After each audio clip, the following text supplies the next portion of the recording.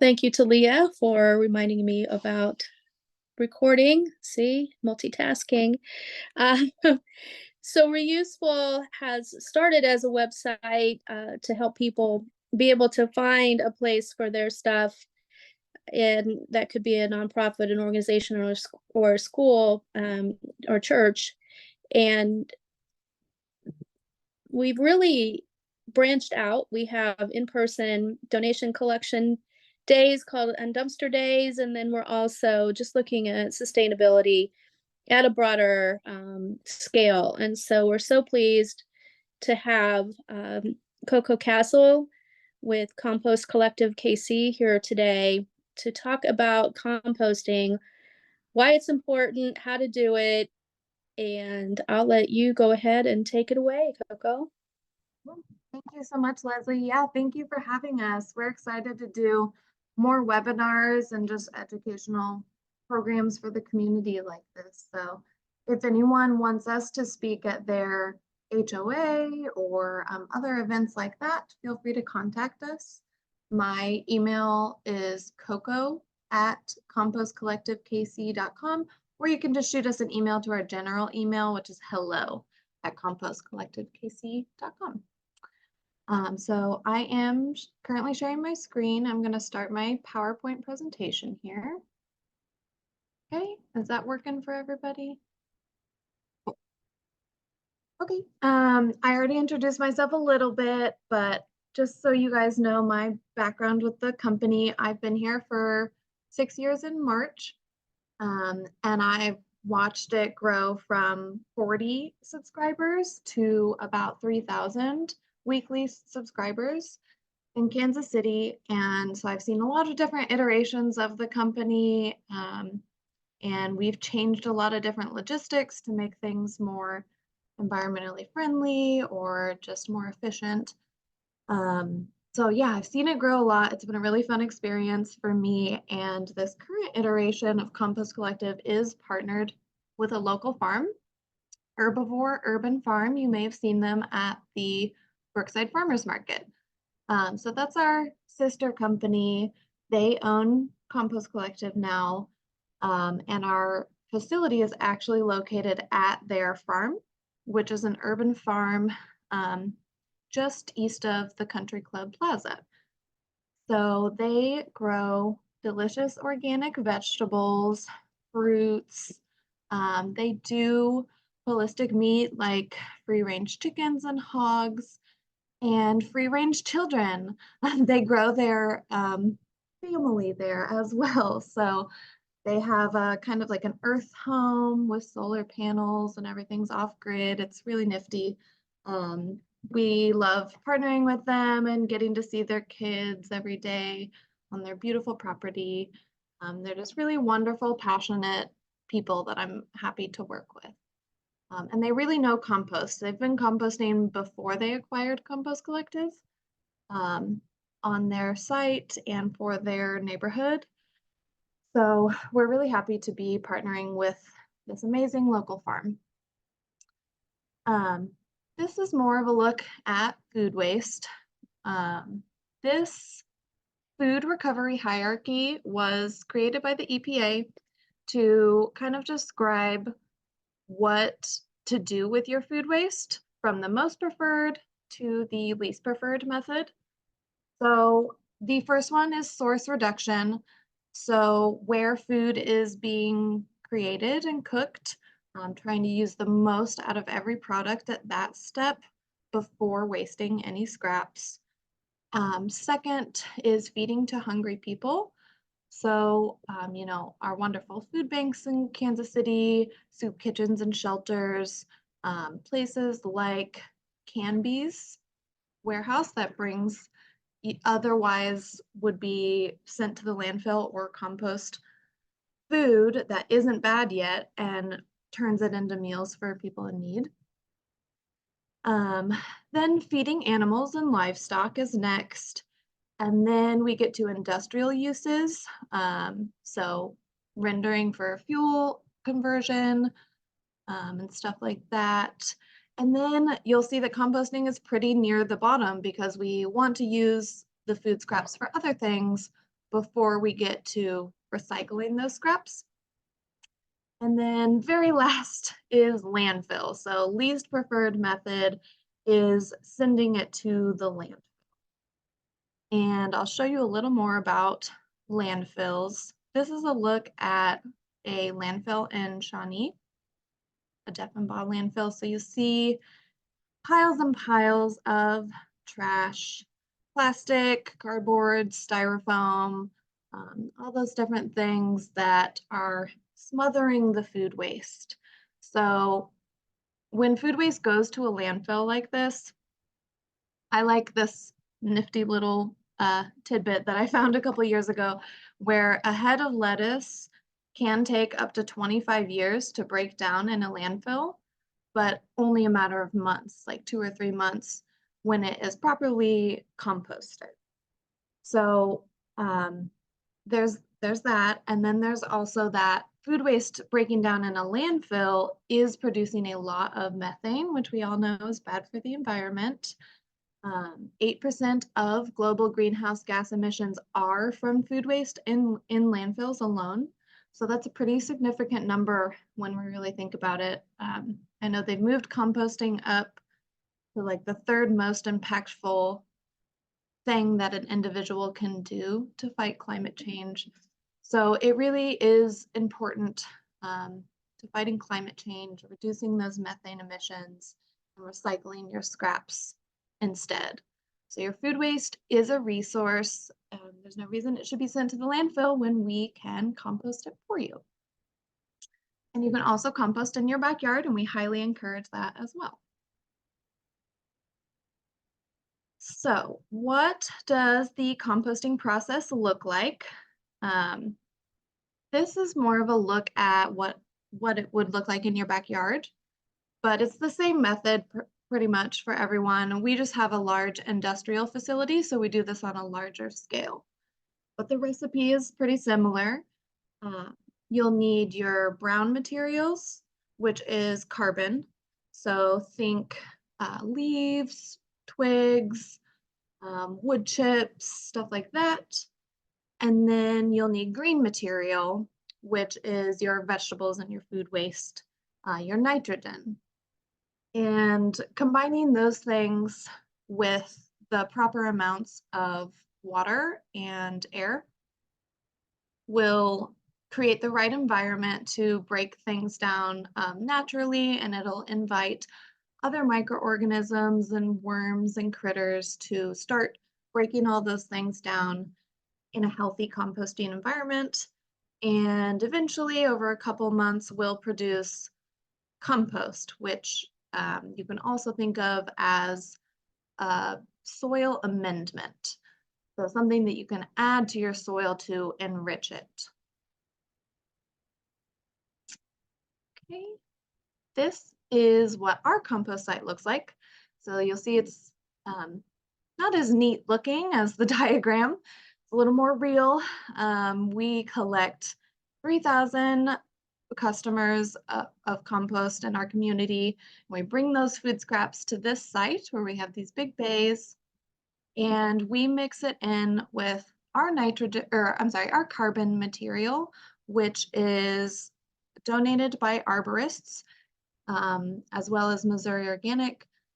And it's just wood chips and stuff like that that we mix with this food waste with our skid steer here.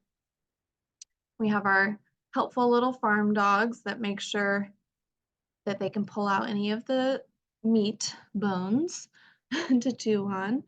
And we train a lot of our staff on how to use this skid steer and properly mix in the materials. And then we call it like a blanket. We coat everything with a layer of carbon materials at the end, kind of to blanket everything in there, and it keeps it warm, and our piles get to be about 150 degrees, which is an industrial composting temperature. So we can compost things like meat, bones, stuff like that you wouldn't be able to compost at home because our piles are so big and they're getting so hot. And then we use this compost on the farm as well as with our subscribers.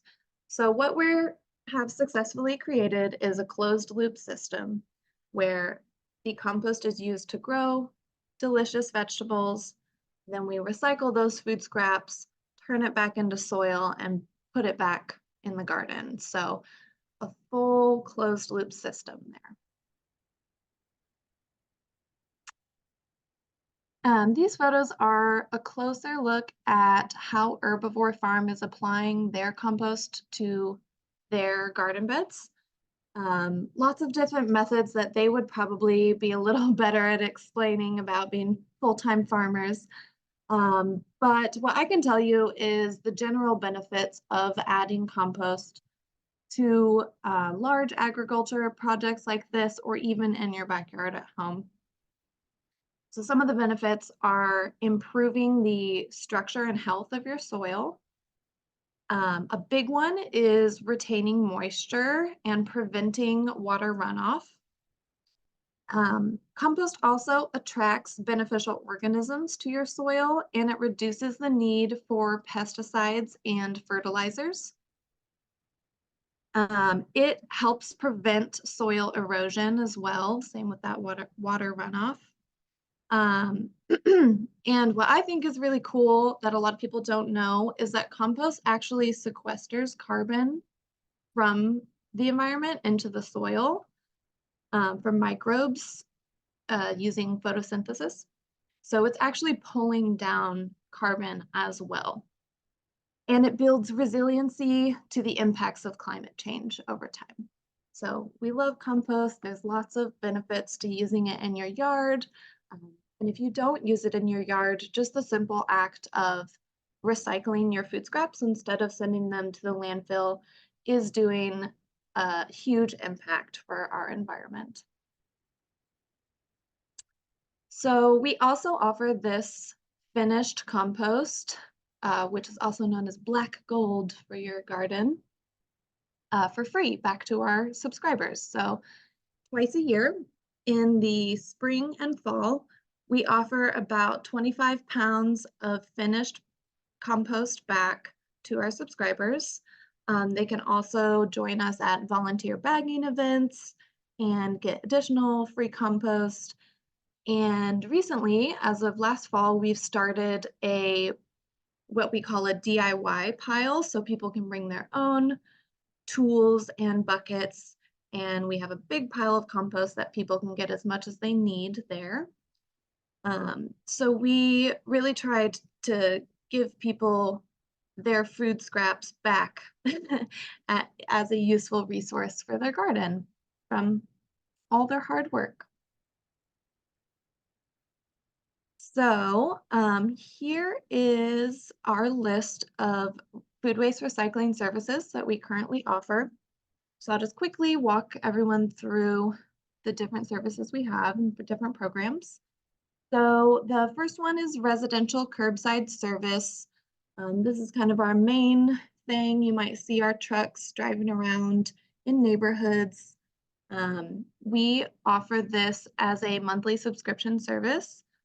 So you'll sign up online for either bi-weekly pickups every other week or weekly pickups every single week.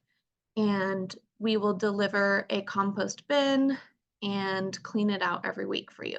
So that's kind of the most convenient option. And then we have our bin swap program. So we partner with 20 plus swap spots around town, and there's a map of those on our website. So you can see where's the closest one to your neighborhood, but we have, we're partnered with all the suburban lawn and gardens, and we partner with some breweries and garden centers and different stuff like that. So you can kind of make a date out of it, grab a beer while you're swapping your compost bin. And that's just $8 every time. So you could do it once a month or once a week, whatever is convenient for you. We have also started offering commercial service. So we just expanded. We got our trailer with an electrical lift on it, and we're offering 64-gallon rolling totes that come with a compostable liner bag. And we're also offering a discount for that program right now. So if your business or someone you know is interested in larger commercial service, we are offering 30% off for your first 3 months just to try it out. And you can sign up online for that or send us an email for more questions. Then the second to last program is our community bin, which uses the same 64-gallon tote, but we're partnered with places like Suburban Lawn and Garden, Blip Coffee, Big Rip Brewery, and you go to that location to pay $5 to dump your own bin. So you can use one of our bins, or you can use your own 5-gallon bucket, whatever you have on hand, and you just unlock the tote, dump your waste, and then relock it. So with that program, you're not swapping out your bin for a clean one. And so it's up to you to keep your bin clean. But it is a lot more cost efficient if that is what you're looking for. And then the last option is our free drop-off program. So Herbivore has a compost trailer located on their land at the front of the property where you can go and dump your compostables whenever is convenient for you. We just ask that you don't use any plastic trash bags, and if you are composting yard waste or tree limbs and stuff, that they're broken down about 6 inches or so. So that's something we've offered for the community for a long time, and donations are accepted, but definitely not necessary. So we just like to have different access points for everyone in the community so that everyone has an option to recycle their food waste. This is a little bit more about the curbside program. Oh, sorry. This is what the bins look like that you get. They're little square bins that have a sticker on the lid that shows you what is and is not compostable. And they come with a compostable liner bag inside. So we'll drop it off to your house on your first day, and then you fill it up with all your food scraps. You set it out on your designated pickup day, and our team will come by, dump your waste, and then we spray and wipe out the bins with a eco cleaner. So every week we do our best to clean out your bin and keep it, efficiently composting all week long, so that you don't have to worry about the hassle or the smell of the compost. We can also accept additional compost. So if you're a curbside customer, you can set out an extra bag of waste, like is pictured here. And it's just a small $3 fee. And if you want to have extra waste every week, then we can also upgrade you to have additional compost bins. And that's just $8 a month to have extra bins every single week. We also offer density discounts for your neighborhood. So if you have 6 or more composters on one block or inside one apartment building, then we can offer everyone a discount of 15% off indefinitely. And then also with the curbside program, you get some added perks, like you have an online portal where you can log in and you can buy merch like bumper stickers and we'll deliver it to you. You can order a roll of extra compostable bags. You can skip service and get a refund for those weeks. Lots of things that you can do in your online portal. And then we have other just benefits and free perks throughout the year for our curbside subscribers as well. So that is what most people start with to kind of get started and see how much waste their household produces on a weekly basis.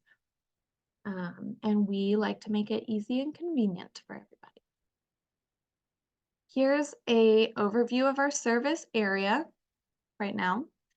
So we are servicing a lot in Kansas City and we're always expanding. So we go, almost to Liberty, and then as far south as like Loch Lloyd area, almost to Belton. So this is our current service area, and we're planning, like an Independence/Liberty expansion this year, and we're also expanding to Lawrence next month. So not for curbside, just for the bin swap program so far. We're going to start with bin swap and see how that goes in Lawrence. But we're pretty excited about everyone that's joining the compost program, the compost movement in Kansas City. So um, yeah, thank you everyone for listening. I feel like I kind of breezed through everything really quickly, but I put in this slide to answer any questions. If anybody has anything, feel free to ask.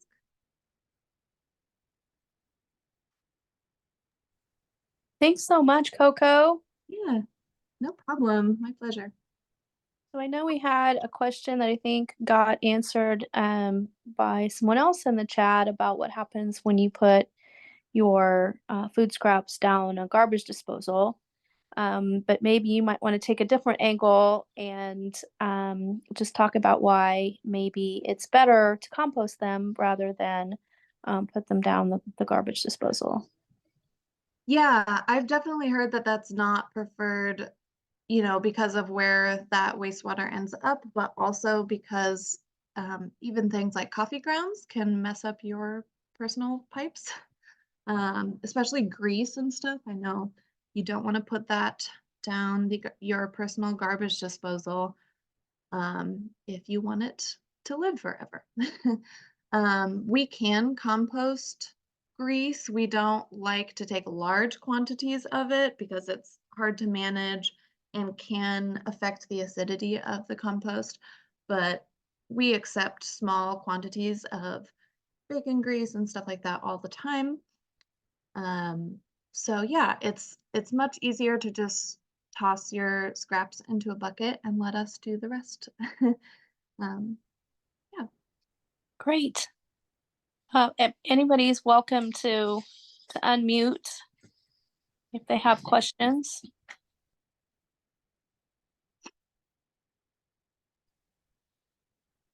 Maybe, you talked about your big facility, but if someone just wants to do something at home, Yeah, do you have any recommendations there? sure.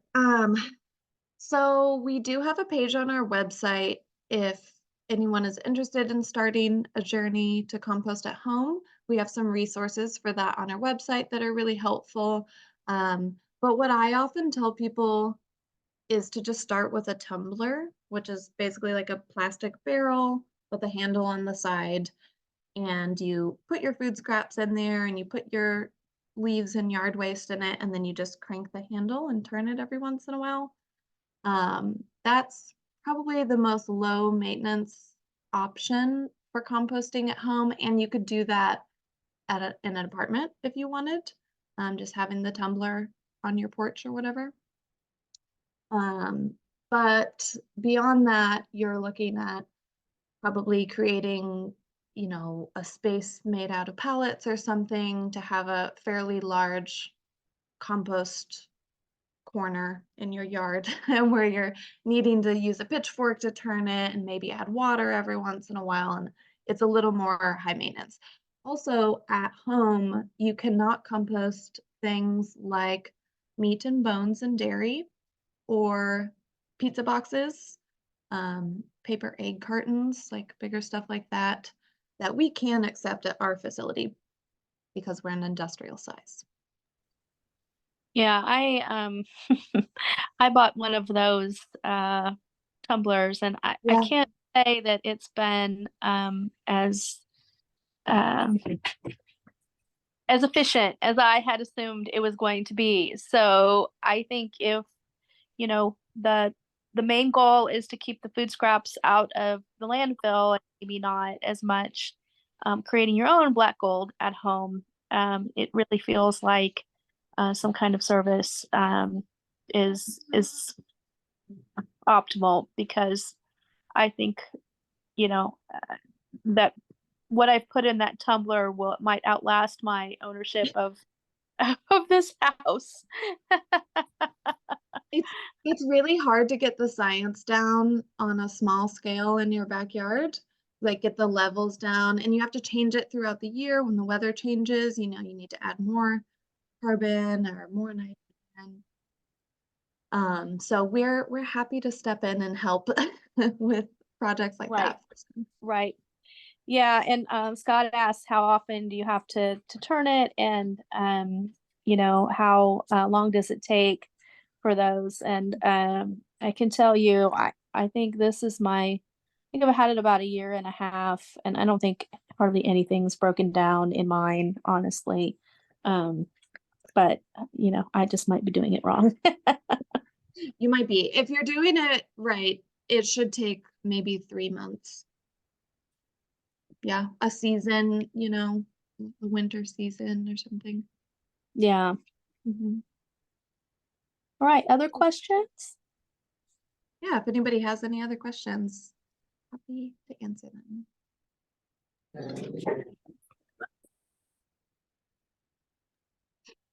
My dogs are on the webinar as always. um, so, how can people find out all the places where you have drop off sites or bin swaps, that sort of thing? Sure. Since I'm still sharing, I could probably show you here on our website.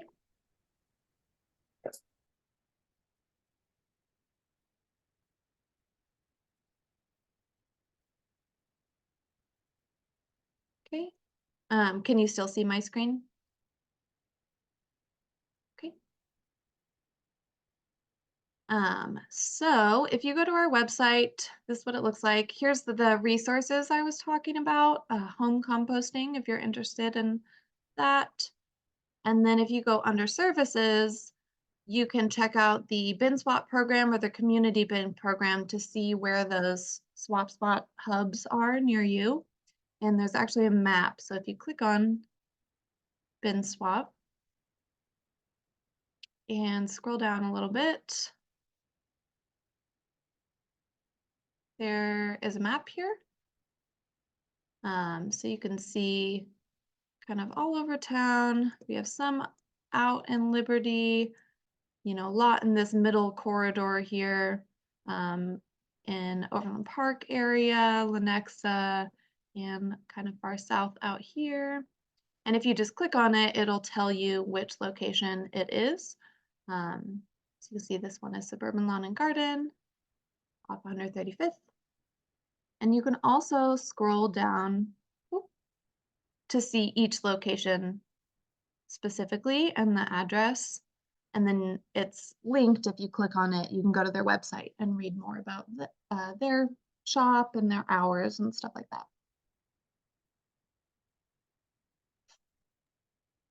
And I think also if you go to recyclespot.org, you can find places as well to do compost drop off. So that's a website that the Mid-America Regional Council has put together. Kyra's right there with me to do the Yes. Yeah. yes. So thank you so much for the wonderful presentation today, and Yeah. And um, and we'll definitely get this up on our YouTube site. And if you need to go back and review any of the information that was shared, you can go ahead and do that. And then feel free to pass it on to anyone else who you think might want to be interested in getting started composting, but doesn't really want to build a critter attracting right. compost bin in their backyard. Exactly. That's another another issue that's a problem. I think Scott had one last question in the chat about moisture content. Like, do you add water when you're trying to compost at home? How can you make the most from your tumbler bin? Um, to be fully honest, the science of composting is not my, forte. I see Stan Slaughter in the chat. He would be your go-to guy for the details of the science of Yeah, composting. But at home, it really is just kind of keeping an eye on things and seeing if your food waste is breaking down at a quick enough rate. Um, and like I said, our website is chock full of resources. So starting to dig into some of those and seeing what you could do in your backyard would be a good starting point. And then if it gets too much or you don't want to do it in the winter or something, we can step in to help. And I also wanted to add for everyone that is still on the chat and interested, if you do want to sign up for our curbside program, just for attending this chat, I wanted to give everyone a discount code. I'll write it in the chat. But it's just Compost 25. So when you sign up for a curbside service, you can type in the coupon code Compost 25 and it'll get you 25% off your first month. That's kind of a trial run to check it out. So yeah, thank you very great. much. Well, this has been awesome. One last call for any questions. I know we've been talking about composting at our office. I have a couple of colleagues on here today, and any tips you have for people who might want to start composting at their office? Yeah, we can do this kind of presentation for your office and kind of cater it to, if you have a kitchen there, or you have paper towels or any capture points that we can think of at your specific office, we can talk about that. We can make signage, help you make signage specific to your location, and just really try to get everyone educated on what goes in the bin and what doesn't go in the bin to help with contamination, because that can be a pretty big issue with larger offices. So I saw Stan had a question. Hi, Stan. Yeah, am my audio okay? Yeah, Okay, I was going to talk to Scott about moisture. And yeah, one of thank the biggest thing right now is to don't go into summer without some leaves. Um, Steal a bag, rake up your leaves, save a couple, 3 bags of leaves so that when you put your food waste in, you can cover it immediately. The vermin problem is the idea that food waste is available and open to the world. A, you lose a lot of moisture, and B, you attract guys, and C, you want all that moisture in the pile. So save a bag of leaves every time you put some food waste in, cover it with leaves, layer it as you go. Turning won't be as necessary if you've built the pile sequentially with the carbon and the nitrogen together.